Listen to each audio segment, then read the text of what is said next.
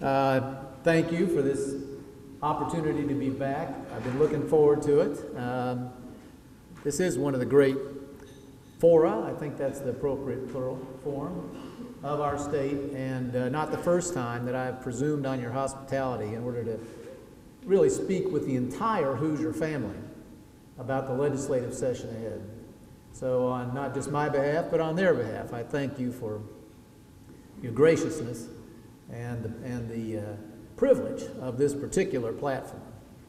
I am just back from China and Japan, really just about 3 days, and still decompressing a little bit. I was scouring the buffet table for the eel.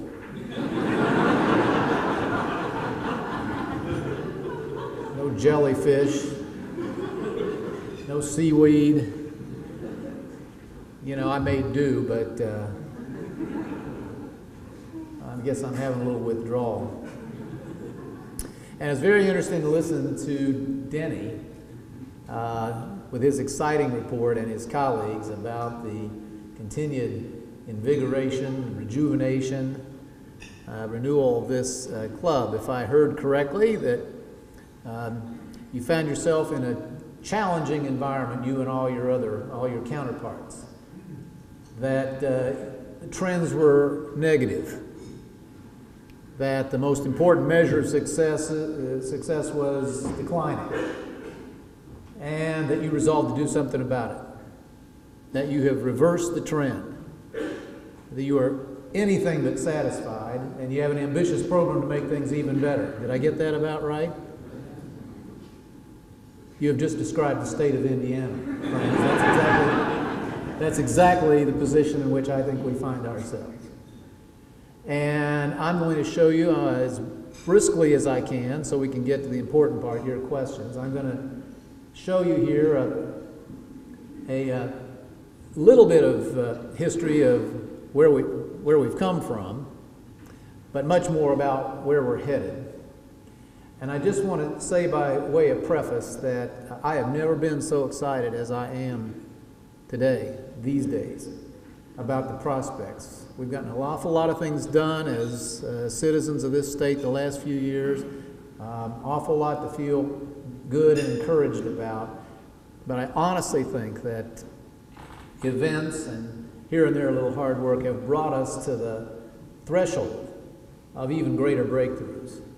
And I'm going to attempt to convince you of that, and maybe even enlist those of you who are willing in helping us to move these things further forward. So let me tell you a little bit about what I hope will happen in the legislative session just ahead. And I guess I'll start with one of my favorite recent cartoons. For those in the back, the doctor's saying, sometimes it helps to turn a question around. Why not you?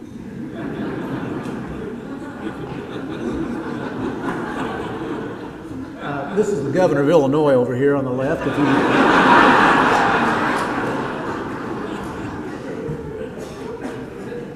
Or Ohio, or Michigan, or a lot of other places if you couldn't recognize them. And you know, in a sense that Danny was just talking about, I guess this I bring this along mainly just for grins, but no, it does sum up another important, I think, phenomenon of our time. When I listen to some people talk about the situation in which our nation finds itself and our national economy, and I think about the way some people, at least in the past, thought about Indiana and our challenges. I mean, there are really two choices in all such situations. You can indulge in self-pity, you can whine, you can moan, you can look for scapegoats, you can blame it, oh, it's their currency, oh, they don't play fair. Almost always a losing game. Or you can resolve that you'll go and you'll shape up and you'll compete and you'll win. That's what those trips that we take internationally are all about. We are winning in ways Danny illustrated. It's not nearly, that's not close. But we are determined in Indiana not to sit around wallowing in why me, but to go out and change terms of trade, the terms of debate in our favor and in favor of the citizens of this state who deserve a better chance in life. So let me just talk about the next 4 months. I want you to know as I do this that what happens when the General Assembly is meeting is really important, and writing new law, fundamental law for our state is as important as anything we do, but much of the progress that we have made and can make and must make happens when they're not there or apart from the things that they do and the way we take care of the people's business, and I'll make a few mentions of that too. Now, some of the things we do are simply a matter of duty, and others are a matter of opportunity. I'm going to show you some of both today. Certainly one of our most fundamental duties is to be responsible in our finances, as your club has proven to be, and to look out for taxpayers. We believe, at least here you enter the realm of philosophy, but our viewpoint is that this nation is built on freedom, and that the most direct deprivation of freedom the government ever practices when it takes tax dollars away from free citizens. It must do this on many occasions and in significant quantities to do those things that we have to do collectively. But it should only do it when it has an excellent reason to, and then it has an absolutely solemn duty to spend those dollars with exquisite care. So the first assignment we have, or anybody has, in jobs like ours, is the protection of taxpayers. This is general fund revenue to the state. This is 05 on the left, 11, the year we are in, the fiscal year we're in, June to June. Over here, what you need to notice is how far revenues have fallen from 14 billion before the bubble burst all the way down to close to 12. They are forecast to grow back this year, and there's signs that that's happening. But even if they do by about 4% or so, please notice we will be dealing in the next budget with fewer dollars than the state had 5 or 6 years before. If you're running your business with a top line that is lower than it was 6 years ago, you've had to do some difficult things, or you wouldn't be sitting here. And so have we. So here is just another way of looking at that. Revenues were growing, not fast, not compared to some states, but they were growing for the first 4 years of our service, then dropped very significantly before beginning their way back up. These are state reserves, the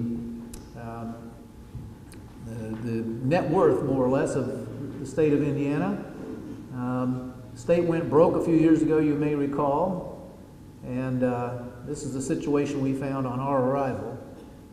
We turned that around, began to actually build reserves. Good thing we did. This was $1.3 billion at the peak here. That's about 10% of a year's budget. So think about a savings account that's 10% of your or retained earnings that are about 10% of your annual spend. We've been using that to get by. The current projection is we'll still have about $200 million at the end of this fiscal year. We're going to do better than that, but that's the official number for now. This shows in green what the legislature voted for. And by the way, the legislature was voting for the tightest budgets in over a half a century in this state. It's not as though they were spending wildly and we were coming down from there. They were, I'll show you, they were being pretty frugal, at least by their standards. And but in each year we have been finding ways to manage the business for less, just as you do. If you had a forecast and sales didn't come in, you probably adjusted expenses, and we did too, by hundreds of millions a year. When you shake all that together, annual expenditure growth in Indiana, which was running 6% in the first half of this decade, is only 1.4%. In fact, when this year is over, it'll be more like 1%, well under the rate of inflation. So real spending by your state government's been going down now for 6 years. We didn't wait for the recession. It's not a consequence of the bubble bursting. Incidentally, when we look at other states, Indiana spending growth under 1%, their spending growth has been averaging several percent even after recent reductions, and the stark contrast. The spending reductions I just talked about, this is just to show you where they came from. State agencies which represent only about 1/3 of total state spending. One chart I didn't bring would show you where your money goes. K-12 spending, for the first time in Indiana history, spending on K-12 education is well over half of the entire state budget now. It's a good thing. It shows where our priorities are. But it's more than 50%. When you add higher ed, you're at 2/3 of all state spending, K-12 and higher ed. Notwithstanding, 70% of the savings have been squeezed out of less than 1/3 of the budget. This is the 70% that we manage directly. 20% from the K-12 and 10% from higher ed. So disproportionately less by far has been asked of them. This is just a sort of impressionistic art here, but just to give you a very partial sense of the things we've done. You'll look down this list and go, well, sure. Been there, done that. I bet many of you have. And we've done all this and hundreds more. I just wish every citizen of this state were in the fortunate position I'm in to be able to see and read day after day after day what selfless, business-like public employees in our administration are doing to find ways to stretch dollars. We have really worked to build a culture of frugality in state government. You can't do it all with a meat cleaver. You can't do it all just by fiat ordering money out of this and that. You have to eventually get to the point where 29,000 people are all thinking about it and being rewarded, by the way, when they do it well. I say 29,000 just so you'll know, that's 29,000 over there on the right. This is the fewest state employees Indiana's had since 1977. Almost nobody, by the way, was laid off in the process. The vast majority of those changes came either through attrition or the competing out of services. Sometimes we looked in the yellow pages and found that Hoosiers were doing for a living all day, every day, something state government was doing. Cooking food, cleaning buildings, all sorts of everyday things that we turned over or contracted out to business, so that's a big part of it. But in any event, interesting little factoid, fewest state employees in 4 decades. The debt of most states, that you know about your federal government, the debt of a lot of localities going up at alarming rates to alarming levels. We're an outlier. Debt of the state of Indiana since our first year, down 40%.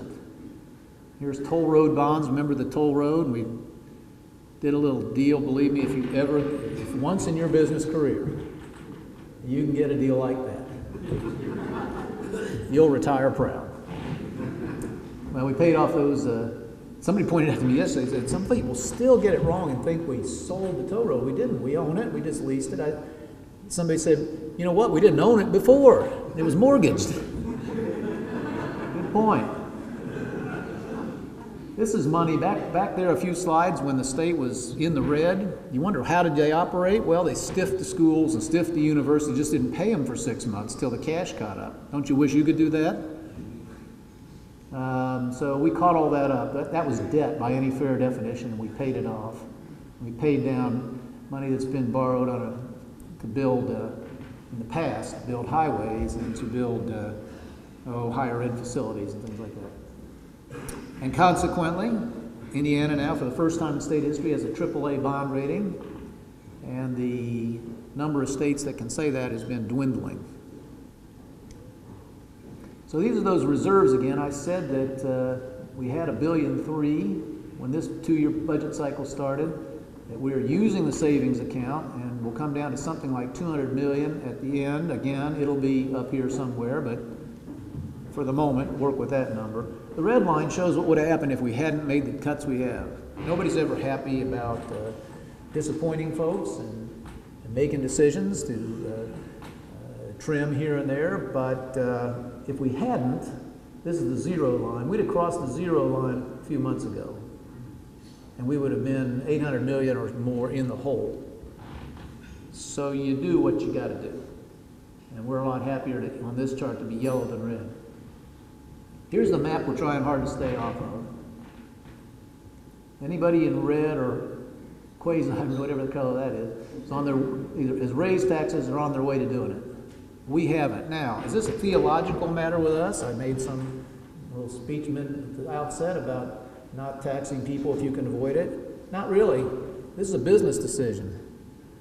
Every time another state, and it's happening every day, every time another state raises taxes and we don't, our argument gets a little stronger with that next business we're trying to bring here. Our competitive advantage versus other states, which is very strong now, you'll find us at the top tier of everybody's rating of business-friendly, attractive states, gets a little better. That's what it's about. It's all about jobs, and we're determined to stay in that position. So we look ahead to the new, that's so much for history. Now all the rest is about the future. Budget parameters for this year, we're not going to raise taxes for the reason I just gave. We're not going to go back, having cleaned up all the gimmicks like those payment delays I just talked about. Dipping into pension funds was common practice a few years ago. We're not going back to any of that. And we'll bring the budget into structural balance. That means cash in and cash out in a single year matches up.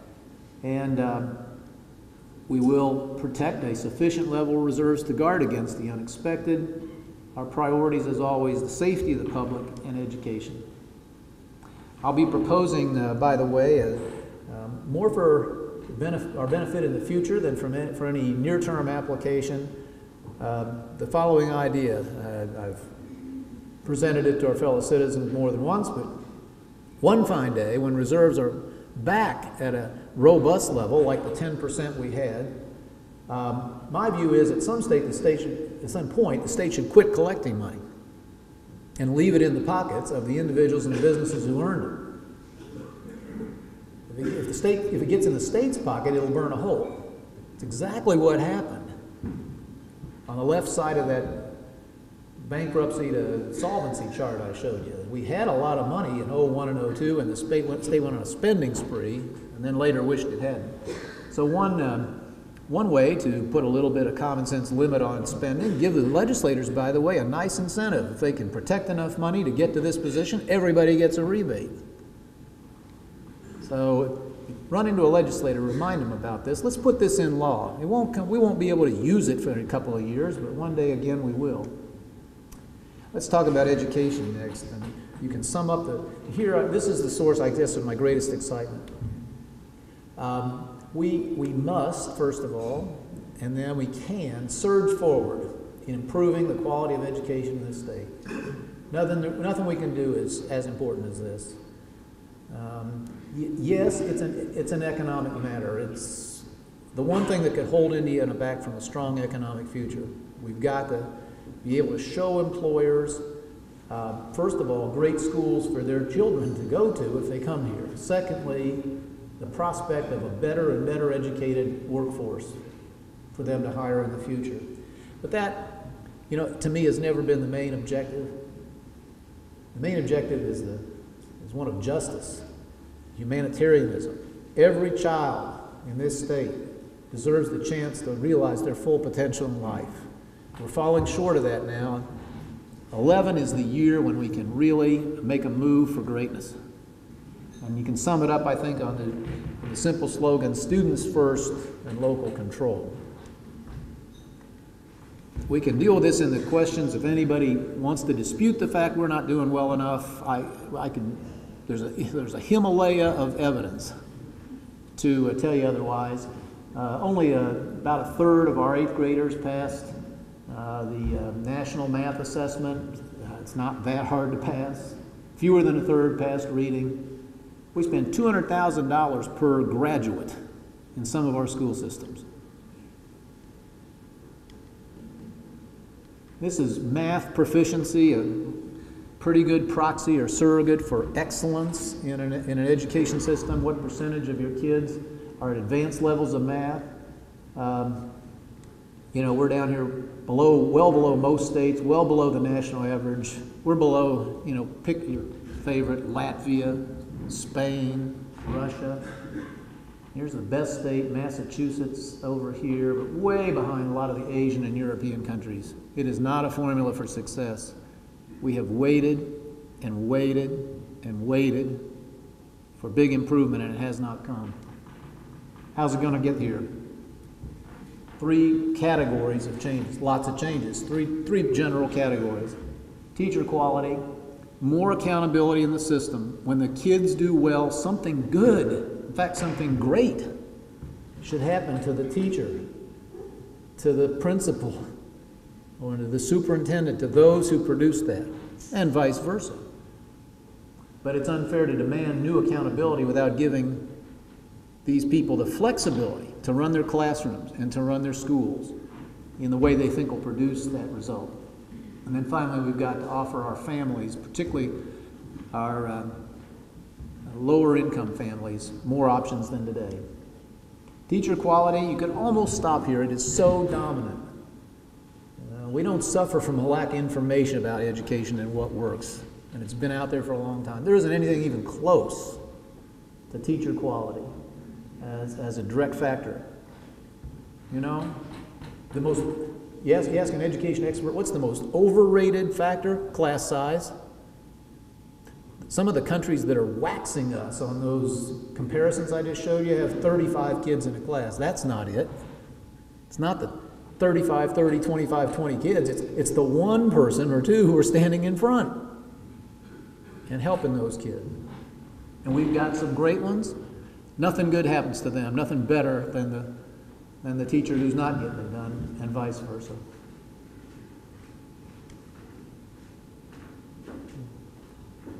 Fewer than 1 in 10 Indiana school corporations even looks at what makes an effective or an ineffective teacher. Across the state, 99% plus of our teachers are rated effective. Any business in this room claim that 99% plus of all your employees are terrific?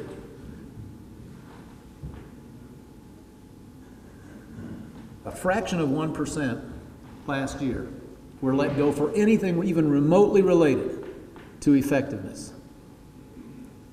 That is unfair to the students. That is unfair, grossly unfair to the good teachers. And it's unfair to those who are now demanding produce better results. So here are some of the things we're going to attempt to do. Meaningful teacher evaluations. The evaluation needs to be based on the only question that matters. Not how many years have you been there, not what piece of paper is on the wall.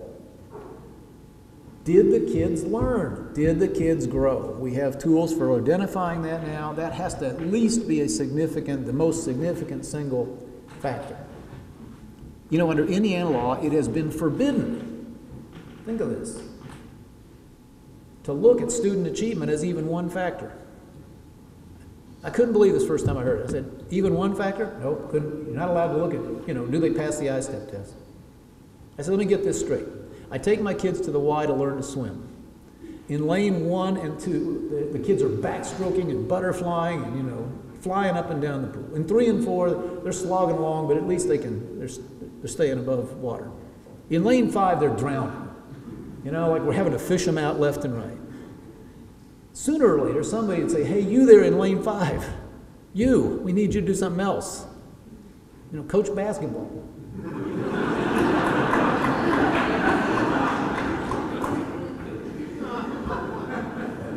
Principals should be accountable for all this.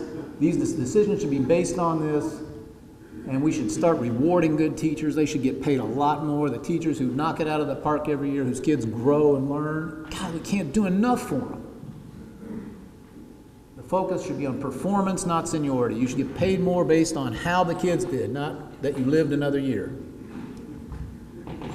Again, not fair to demand this. Starting this spring, every school in this state will get a rating out of the Department of Ed that you'll actually understand. A, B, C, D, or F. You wouldn't believe how the education establishment fought that. So wait a minute. You do it for your kids? What? Schools will be held accountable for these results. Hope the public will help. And we're now 12 years into a system that's supposed to lead to the takeover in the sense of finding new management for the schools that fail the worst and the most consistently. We need to establish the ground rules for doing that.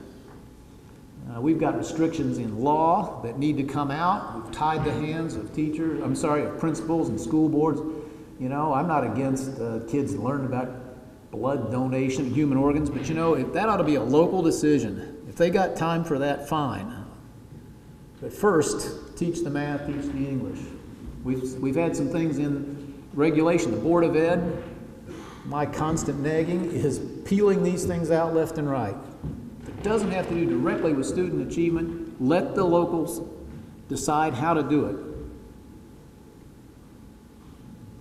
And there are just all sorts of handcuffs. If they're not in statute and regulation, a lot of them are in contracts, you know, what size and color the teacher's lounge is going to be, and classroom temperature, and you know. No wonder some of these schools have had difficulty performing on the most important assignment. We've got to offer our families more choices. There's been an effort to strangle charter schools in this state. We're going to take the lid off. We need more people chartering them. We just need to continue to expand. It's so heartbreaking to meet the children and their parents who are on waiting lists for other schools in this state. If you haven't seen the movie that's Waiting for Superman that's out there now, it'll break your heart. It's the exact same situation we've got it in Indiana. We've got to fix it. This is just an idea I had visiting classrooms, but I hope you'll be interested to support it. A very large number of our young people are now finishing their high school requirements in less than 12 years, and many more could. So when you run into them, you ask them, well, seniors, well, so how's it going? What are you doing? Oh, I'm having a good time. What are you studying? Well, it isn't much, you know, I'm cruising.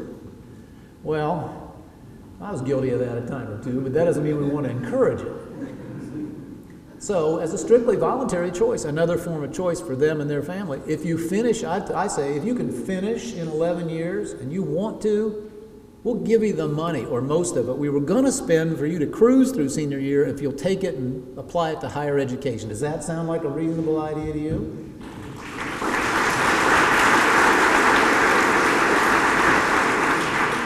Let me move quickly through a couple other areas, not because they're less exciting, they're very much so very important to our future. You know that a bipartisan commission led by my predecessor, thank you, Joe Kernan, proposed 2 or 3 years ago that we modernize our pioneer days system of education. We've gotten a few of these things done, but most of it has not yet been done. We remain a state that is, ironically, given our general attitude about things, layered up with all sorts of encrusted old forms of government that other states parted with a long time ago. You know, the township was designed literally to be the size that a horse could travel in a day. You know, like a couple things have changed.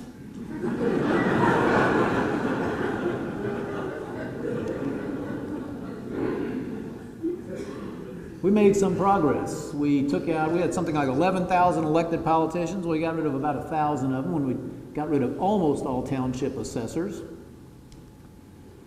The conflict of interest problems out there are just egregious. You've got people voting on their own pay raises. You know, you ought to choose. You want to be a local employee or a city council member, but not both. And you know, you see township board members receiving contracts. Again, you ought to have to make a choice. You want to be a vendor to the county, or do you want to be the person deciding who gets those contracts? You got nepotism all over it. Where's that factoid here? You know, 1/4 of all township employees share a last name with the trustee. I was talking to one of the more candid of them not too long ago, and about this idea, and she said, well, you know, in the trade, you know what we call a conference of township trustees and their chief deputy? I don't know. She said, couples weekend.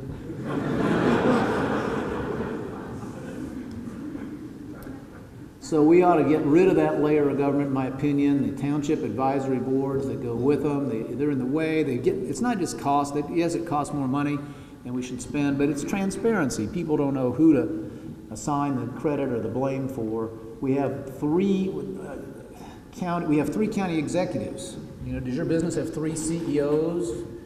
Did you play ball on a team with 3 coaches? Did you serve in a unit with 3 commanding officers? Only place I know of where there are 3. This isn't a legislature. This is a 3-headed executive. Why? How about one that's responsible to a stronger legislature than the one we have today? A few more things.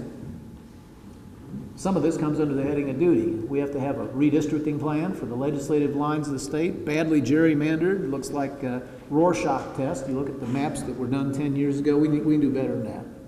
They should be drawn around reasonable geography and so-called communities of interest. We have a chance to reform sentencing in this state in a way that we want to lock away the truly dangerous people, at least as securely as we do today, but there may be ways to save a lot of money and not diminish safety of the public in any way by going to alternative corrections for certain carefully selected populations. And let me just jump down to the last one. This is another matter of duty. We've got an unemployment insurance situation in the states, and that's been out of whack. It was out of whack before the bubble burst. It was out of whack when the economy was good. You say, well, how can that be? We are one, by the way, of 35 states, soon to be 40 or more, that are in this sort of fix. But ours is a little worse than most, and that's because our system's out of balance. This is new. We have the 7th highest benefits in the country. It has been as high as 3rd a year or 2 ago. Meanwhile, we have the 31st highest premiums. Well, if there's anybody in insurance in the room, you can see the problem. You know, you can have one way or the other. You know, there shouldn't be a 24-place mismatch here. If you want to pay the highest benefits in America, you're going to have the highest premiums. If you want moderate premiums, which are helpful in bringing jobs here, then you can't keep paying the highest benefits. And you can't be in a deficit situation year after year that leads to you owing the federal government a lot of money. So we'll have to deal with that. It'll have to be give from both ends, in my opinion. Premiums will have to probably go up some. The benefits will have to be moderated some. Meet in the middle somewhere. We'll have a system in balance. There's an agenda. It's got some duty in it, but it's got huge new opportunities for reform and improvement in it. We've tried never to let a session, really a day go by that we didn't try to make Indiana better in some way, but certainly not one of these legislative sessions. And the one ahead of us, as exciting as its predecessors have been, could be the best one yet. We're going to do our best to see that it is.